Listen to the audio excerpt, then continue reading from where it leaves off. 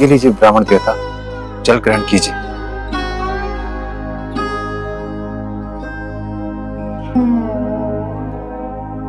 इन्हें क्या हो गया बेटा?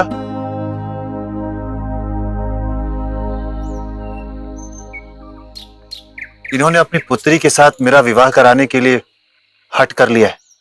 ये तो बहुत ही उत्तम विचार है। सर्वप्रथम आप इस गांव के बेटे हैं और हम सब चाहते हैं कि आपका घर बस जाए। 2 दिन से मैं भी इसी असमंजस में था, इसीलिए इस समस्या का निवारण करने आया हूं। उठिए ब्राह्मण देवता, जल ग्रहण कीजिए।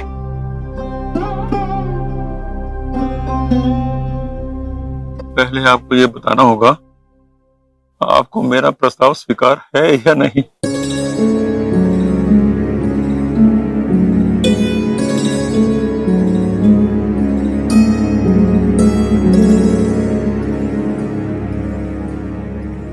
ब्राह्मण देवता, आप जाकर विवाह की तैयारी कीजिए।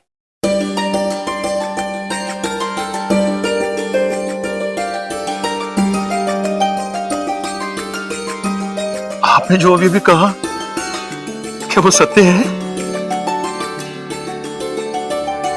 क्या आपको मेरी बेटी के साथ विवाह प्रस्ताव स्वीकार है? हाँ ब्राह्मण देवता, अब आपको और आमरण अनशन करने की आवश्यकता नहीं है। लीजिए, जल ग्रहण कीजिए।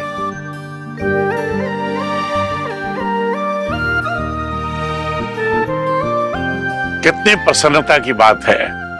आप हमारे ग्राम में हैं पुत्र, और हम सभी आपके विवाह के साक्षी बनेंगे।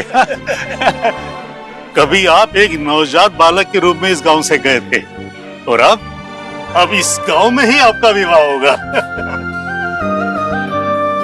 आपने मेरी पुत्री का विवाह प्रस्ताव स्वीकार करके मुझे धन्य कर दिया। मां पार्वती ने सत्य कहा था, आप ही मेरी पुत्री के भाग्य हो। ब्राह्मण देवता, विवाह की तैयारी कीजिए।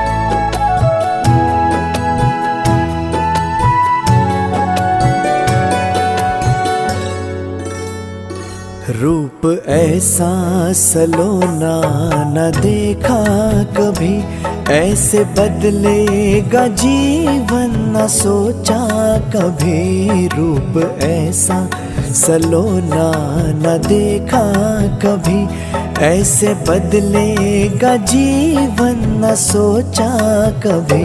भाग्य की मुझ पे कैसी कृपा हो गई, भाग्य की मुझ पे कैसी कृपा हो गई। कोई जाना न उसका भी लेखा कभी। रूप ऐसा सलोना न देखा कभी, ऐसे बदलेगा जीवन न सोचा कभी।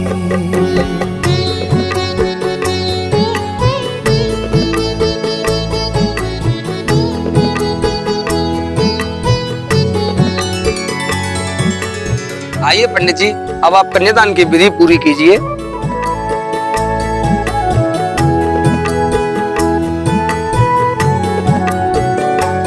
एक क्षण में बना दी है ईश्वर ने अब मेरे हाथों में जो रेखा नहीं।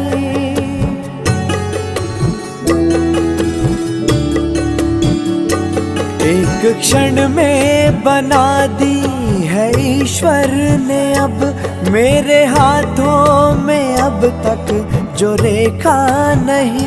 रूप ऐसा सलोना न देखा कभी, ऐसे बदलेगा जीवन न सोचा कभी। रूप ऐसा सलोना न देखा कभी, ऐसे बदलेगा जीवन न सोचा कभी। विवाह संपन्न हुआ।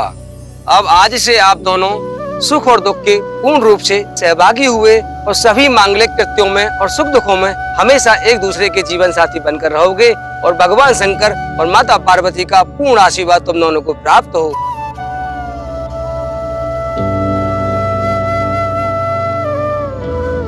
बोले शंकर भगवान की जय।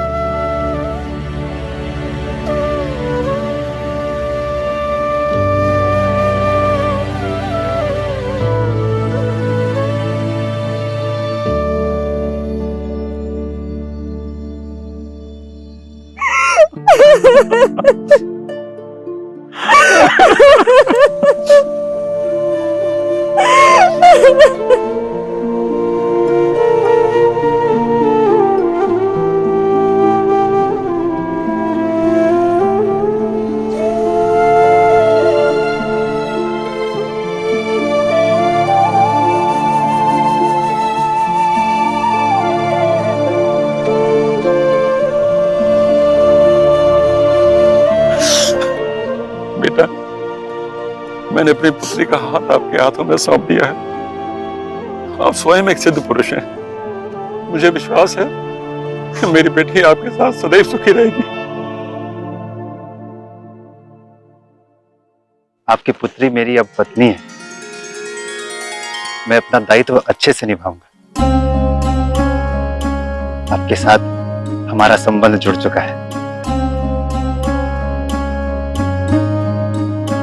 तो इसलिए आप मेरे पिता तुल्य पूजनीय हैं।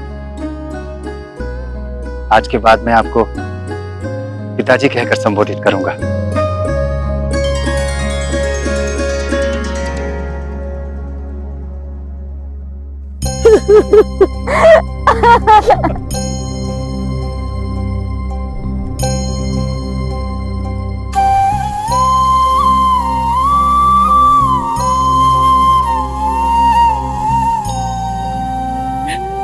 अब तुम्हारा पति ही तुम्हारा सौभाग्य है रत्ना।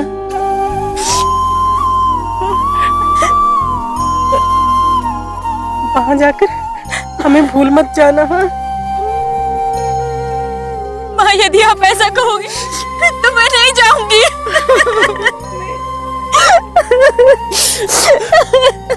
पर तुम्हें जाना होगा रत्ना। हर बेटी के भाग्य में यही लिखा है। माँ बाप को बेटियों के साथ सदा रहने का सौभाग्य नहीं मिलता।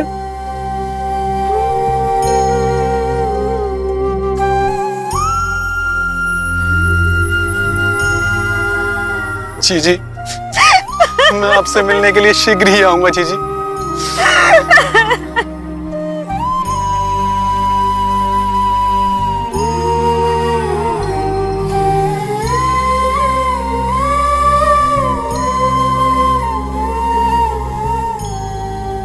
हाँ भैया, जब तुम्हारा मन करे तब मुझसे मिलने चले आना।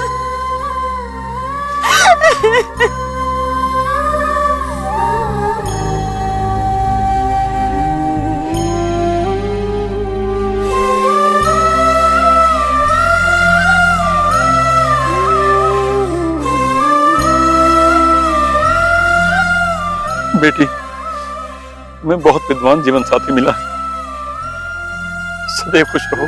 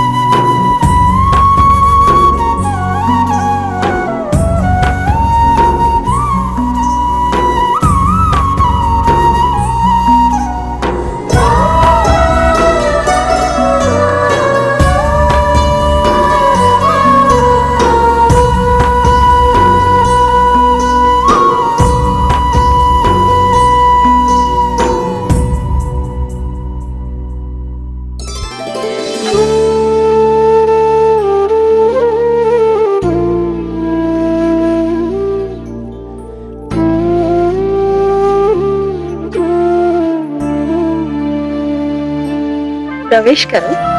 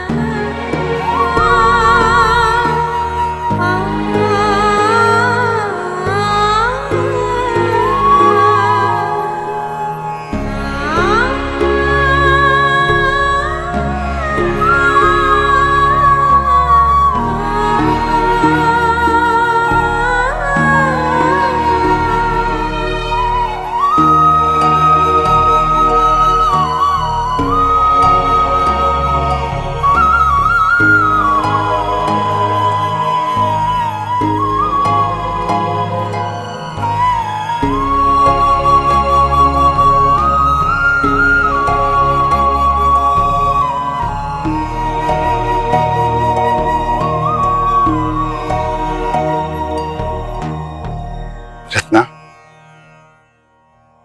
तुम तो बहुत धार्मिक हो। बस सामान्य प्रकार से पूजा पाठ करती हूँ। आपकी भांति वेद पुराण और शास्त्रों की ज्ञाता नहीं हूँ। ये आवश्यकता भी नहीं। कुशल गृहिणी होना बहुत बड़ा दायित्व होता है। उसके साथ साथ पूजा पाठ करना सनातन संस्कारों की गरिमा होती है, जो अति आवश्यक है। घर में सदैव धार्मिक वातावरण रहा। बाल्यकाल से ही माँ पिताजी को पूजा पाठ करते देखा। उन्हीं ने मुझे ये संस्कार दिए हैं। उत्तम। ये मेरा सौभाग्य है रत्ना कि पत्नी रूप में मुझे तुम मिली। तुम जितने रूपवान हो उतने ही गुणवान भी हो। मेरा भी जीवन धन्य हुआ है स्वामी कि आपके जैसे महाविद्वान से मेरा विवाह हुआ। क्या तुम आजीवन मेरा साथ दोगे? अब तो मैं संपूर्ण रूप से आपके साथ हूँ स्वामी।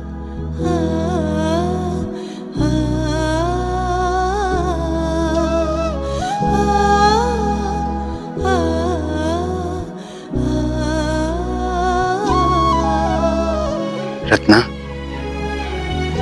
यदि मैं तुमसे विवाह के प्रस्ताव को अस्वीकार कर देता तो मैं तुम्हारे गुणों को नहीं देख पाता। आज मुझे इस बात का विश्वास हो गया है रत्ना कि भगवान सबके जीवन में सुख और दुख की समानता बनाए रखते हैं।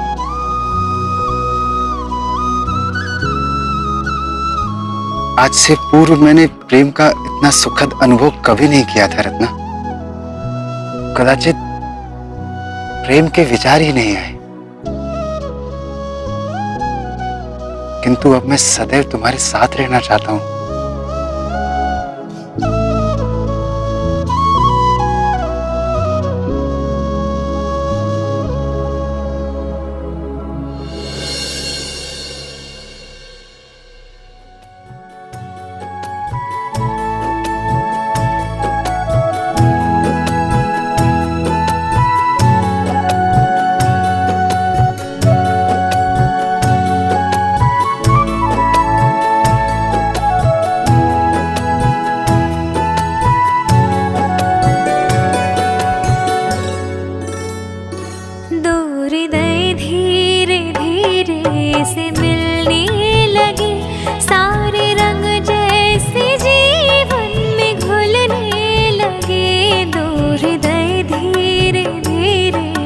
घुलने लगे, सारे रंग जैसे जीवन में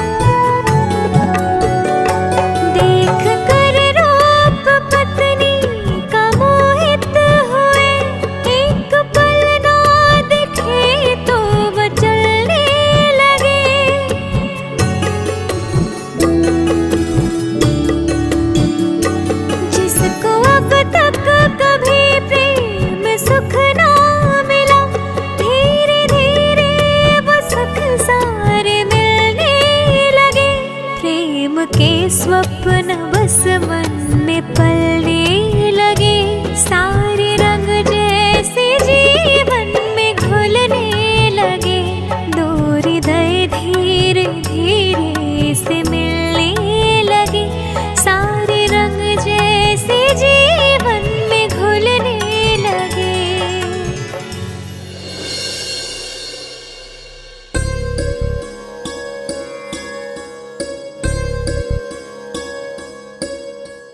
जीते रहो बेटा, जीते रहो।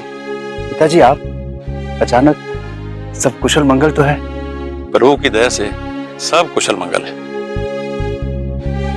कई दिन बीत गए थे तो सोचा बिटिया के घर जाके उसका हालचाल ही पूछ लूं। पिताजी प्रणाम। सदा सुहागन रहो। आइए ना पिताजी, आइए बैठिए, आइए।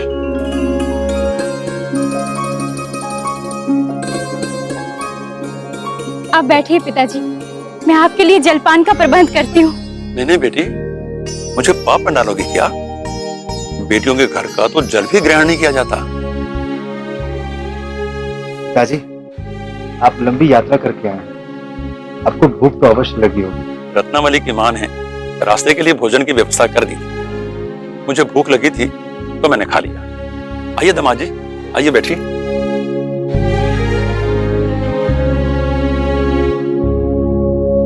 पिताजी माँ कैसी है? मां भी ठीक है बेटी, बस तुम्हें देखना चाहती है, इसीलिए उसने मुझे तुम्हें लाने के लिए भेजा है।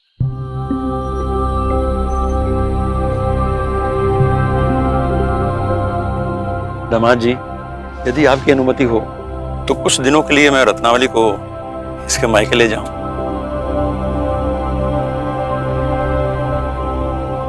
इनको देखकर इनकी माता का जी भी हल्का हो जाएगा। पिताजी मुझे कोई आपत्ति नहीं है, परंतु कई दिनों से मैंने अपने हाथों से भोजन बनाना छोड़ दिया है। रत्नावली की अनुपस्थिति में आस पड़ोस के लोग मुझे भोजन बना कर देंगे, ये मुझे अच्छा नहीं लगेगा।